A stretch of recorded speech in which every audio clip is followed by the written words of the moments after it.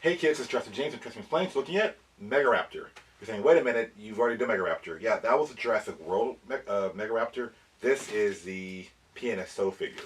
So this figure is a gift from my sister-in-law Michelle, her husband Richard, who's my brother-in-law squared, and their son Little Richard. And thank you for this gift. I really appreciate it. I like that it's wrapped up in this. It was in a box when they gave it to me with my address on it, which I'm not going to show the internet because all the reasons.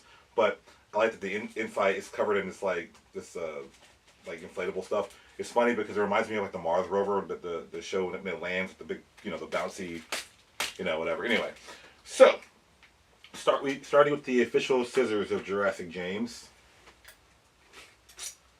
We will be precise. Okay.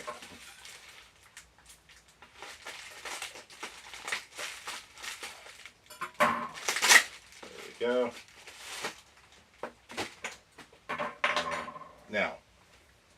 Now that we're past that, part two is the actual plastic wrapping around the figure.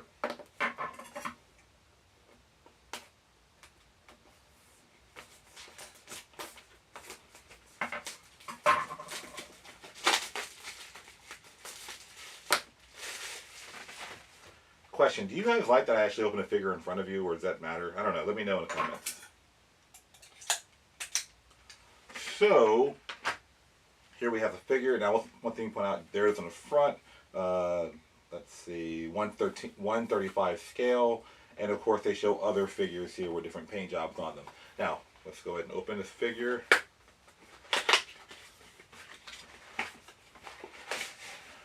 Okay, so it's in plastic, this is the styrofoam like stuff. That's the top. There you go. This custom little cut. And then here is the guy right there. Okay, cool. Make sure there's...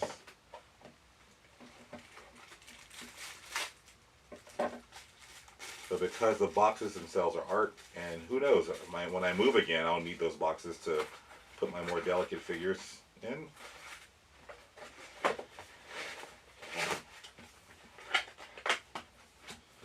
There we go. I love this. It has a little rubber band over its mouth. Just like the people who handle alligators and crocodilians, how they essentially will put the rubber band over their mouth. It's like, I mean, obviously, I don't know, to keep it closed for shipping, but it's kind of cool. I don't know. So, here we go. And you can see here is the figure. It's nice, balanced. I like the way the mouth, I assume the mouth is articulate because it's PNSO and they do that often. And why would you put, there it is. The mouth has just about that much range. And so here goes the front of the mouth. You can look inside of it. Anyway, so here we have our Megaraptor. It's a beautiful, beautiful model. It is balanced correctly, even better. They have like the three-toe splayed, so it can, of course, and again, dinosaur feet are really, really small. Smaller than you would imagine usually. And so a lot of the toys, like the Jurassic Park toys, give really big, huge feet for balancing and engineering. But for PNSO to take the figure and give it the right scale feet and still balance pretty well, that's really impressive. So one thing to point out, I don't recall, there's no, they didn't find Megaraptor skin, so as far as the texture goes, it's all in the air. But again, for a sauropod dinosaur, it's pretty good. Now, I did mention in the first video about the mystery of the future Megaraptor. First thing to point out, Megaraptor is not a dromaeosaur. Once again, when you say raptor, you're thinking like the Jurassic Park raptors. That group are called dromaeosaurs. The reason they're called Megaraptors is that they first found the hands in the 90s. They were like, oh, this must be a part of the raptor, the dromaeosaur family. Later I realized it was actually the hands. They have these large hands. And so, but the name raptor is in the pop culture zeitgeist, right? And so we now know that this is a whole family. So for example, my Jurassic World Megaraptor here, which you can kind of, I mean, I call it, the term I use is, I'm not sure if it's a real term, I call it Jurassic Parkified.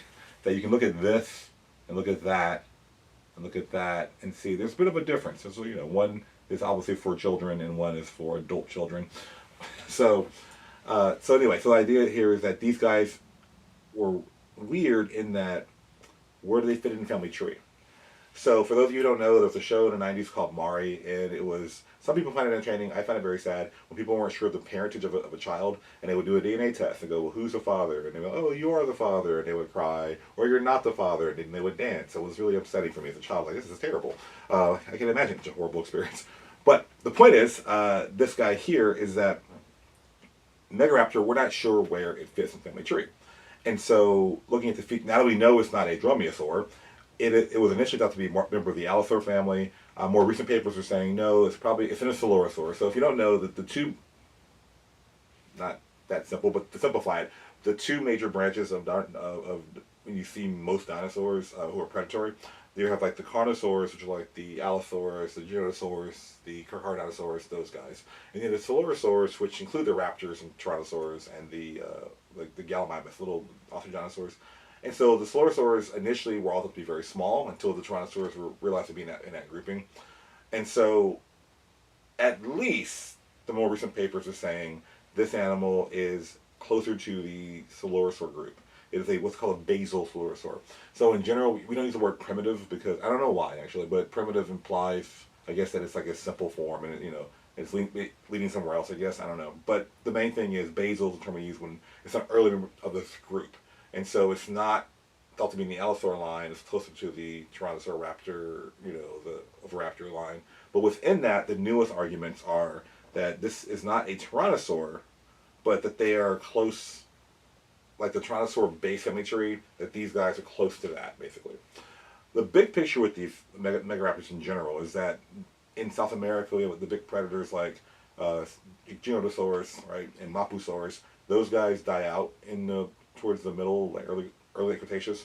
And so the Abelisaurs, which I've done a number of videos on, like Carnotaurus and his family, those guys were the underdog under the Carnosaurs. And so when the big predators die out, these Abelisaurs, some of them do get bigger, like Carnotaurus, but some of them they don't. And so the question is, well, why didn't they replace them? And it turns out the Megaraptor group seems to have replaced them as the top predators, right? And so the newest one, which there's no toy of that I'm aware of, is called MIAP, M-I-A-P. MIAP is a really big deal. Everyone's super excited about it. The species name MIAP, it's essentially the same form. The species name is Megathorax, which means big, like chest region, because it's like a really big, animal. It's like I think a meter, 0.7, something like that. Yeah. And so, and there was a documentary, I saw something on, I think, Curiosity Stream, and they showed MIAPs, And so Megaraptors are now hitting their stride. We're understanding them more. They're finding more specimens. So, and again, there's no complete skeleton. We're just finding more individual remains of relatives. Now, that being said, I want to go ahead and go over this real quick. The next section is here's the Jurassic Park Megaraptor figure again. Here is the Jurassic World, Orcoraptor, which is a cousin. This is the one that lived with the big guy, Dreadnoughtus. I did a video on that one as well, and the Orcoraptor itself. And so, again, you can see for this guy, the slender skull, because for me, any predatory dinosaur, the skull is the focal point, basically, right? And it tells you a lot of how the animal hunts and kills. This is kind of a narrow skull. Doesn't mean it has weaker jaws, but the idea here is that this jaw here, it's not an animal like a Tyrannosaur who's biting down and crushing. So the arms are really large, and so that means that they're grappling and ripping and tearing with that way too. So you're seeing, whereas the Tyrannosaurs went literally a different route. They have shorter arms and bigger heads. The Megaraptors did the opposite, essentially. And so what we see, which is why they were thought to be Allosaurus cousins, because Allosaurs had bigger hands. I mean, their heads aren't that small, but Allosaurids have, bigger hands. So with the Jurassic World raptor, you can see that there's not much similarity. I mean, the fact that they have feathers or some kind of feather-like growth is a good sign if they're in the Coelurosaur branch, But as far as Megaraptor relatives, these are dinosaurs I don't really talk about that much. There's one in Japan called Fukiraptor, which, again, the word raptor throws people off, but it's one of the earliest or more basal members of the Megaraptor group. So the pairs that them and others found like it in China suggest the Megaraptors may have evolved in Asia and then migrated out to South America and Australia. Speaking of that, in Australia, there's an animal called Austrovenator. Now, when I first heard about Austrovenator, I was a child, and it was in like Walking with Dinosaurs, the BBC documentary, and they were saying that they essentially thought it was like a Allosaur, I believe. I'm not sure about that exactly, but they weren't, we didn't know. The Megaraptor family wasn't quite as well known. And bear in mind, when you hear about a dinosaur when it's published, there's maybe a decade. This channel's gone over a lot. There's probably a decade or so before they found the bones, they were in collection, they were looking at them, studying them, and then finally they hit the public notice kind of thing. And so this one is very early. This is a, let's see, this is a Collect A Ostrovinator, Ostro meaning southern Mediterranean hunter. Oh, the Raptor model is a Collect A as well, 2018. So these two are, again, there are more Megaraptors in North America known from there, but these two from Australia and Japan are thought to be the more basal or simpler offshoots, right? The other example of the Ostrovinator is this guy here. If you go to Marshall's, that store, they'll have like these 5 packs of dinosaur toys, and they're not the best scientifically, but when you're like itching to get another Raptor, what do? So, you know, I had no choice. I was the victim. And so the idea here is that this, and what makes it special compared, you know, with this guy too, is that you're seeing big arms, you're seeing smaller head.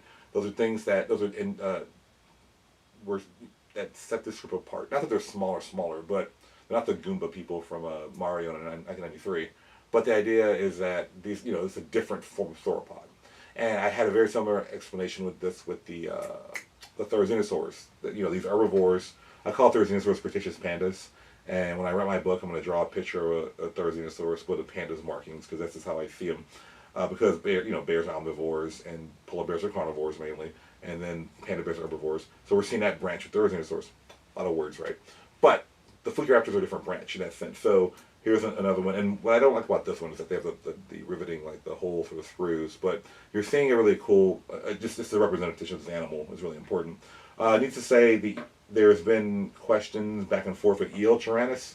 This is my only example I can find of Eotyrannus. I'm pretty sure there's one for PNSO probably. But the idea is that this is a 2010, what's the company? Collect A. So Eotyrannus is a British tyrannosaur from the early Cretaceous. And so what's really special is that we see tyrannosaurids from, or their relatives from North America mainly, and Asia. And so we don't really see tyrannosaurs in the southern hemisphere, because the Harcar dinosaurs ruled there. So there are some early tyrannosaur relatives, the Proceratosaurs in England in the Jurassic period. So that's why this is such a special thing too. And there are some who have been arguing maybe, once again, the Eotyrannus should be a Megaraptor, and others going, no, it should not be. It doesn't have the right features, and so on and so forth. Now, that being said, I want to show you now my some comparative size and all that with my other PNSO figures. Like I said, I've been collecting a lot of stuff for many years. PNSO is a newer thing for me. They are high-end models, and so that's not weird. And so, you know, you get them Christmas, birthdays, Valentine's Day, for me at least, or friends buy them for me. Thank you. And so here we have and everything I'm going to show you now. There's a video. I don't know if videos I've made so far, but basically it's Centaurosaurus from Asia. And so you get an idea of the scale. And these animals did not live together. I don't have any of the animals, I don't think, that Megaraptor live with in my collection. But to give you a perspective on size, if you already have some of these, because these are more well-known models, the Lambeosaurus from North America, another Hadrosaur. We have here Olorosaurus, which is from, I think, Russia. Did a video on this guy already. These are all, again, the Hadrosaurs. I still complain. I love PNSO, but the only one slight I feel is that my Corythosaurus is still not standing. And if you know of any way to safely fix this without damaging the figures, this expensive figure, please let me know in the comments, because I'm concerned. It worked well when I first did the review about a year ago, and then one day I took it out for another example and it starts falling over, so I'm not sure what's going on with the legs. Another example of this, another Ornithian example of bird hip dinosaur, is the from China, Tinchalosaurus, another Stegosaur. We have my Alamosaurus, my friend Jim Connor. Thank you very much. I'm still excited about this beautiful model here. And so we have our Albertosaurus figure. I, again, did a video on this guy too. So as far as sauropods go, other predator dinosaurs, and again, they are roughly to scale, if I remember correctly. Let's see. So here is our Albertosaurus right there. So you can see it's a smaller sauropod. It's, you know, it's closer to human height. And when I say a dinosaur is 5 feet, 6 feet, 10 foot tall, remember, we are weird because we're standing upright. Everything else is like this. And so, yeah, it's 10 feet tall, but it's like really long. You know, its torso's parallel to the ground. So it's a way bigger animal. We're taller than lions, but they can knock us over definitely. I showed it in the stand. And then, of course, this guy from, I believe, Mongolia.